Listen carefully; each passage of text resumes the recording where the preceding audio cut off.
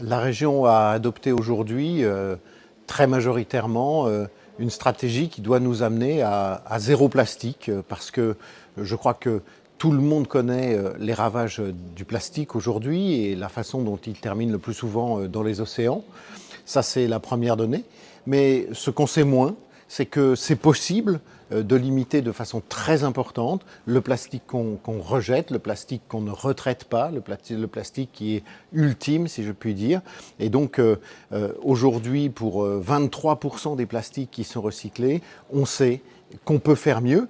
Et la région a les moyens d'y contribuer parce que la région, elle est au cœur de cet écosystème, de l'écosystème économique et puis de l'écosystème ensuite du déchet.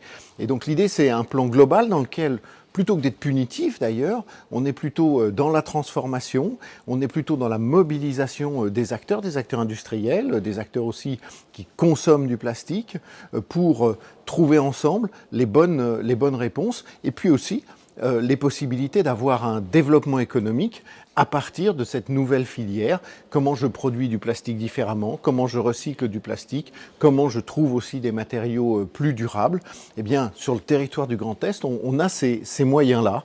Donc, la décision d'aujourd'hui, c'est celle-là, c'est de dire du début à la fin de cette filière, on va trouver les bonnes réponses et on sera, dans les années qui viennent, capable de faire beaucoup mieux que les 70 kilos de plastique par personne et par an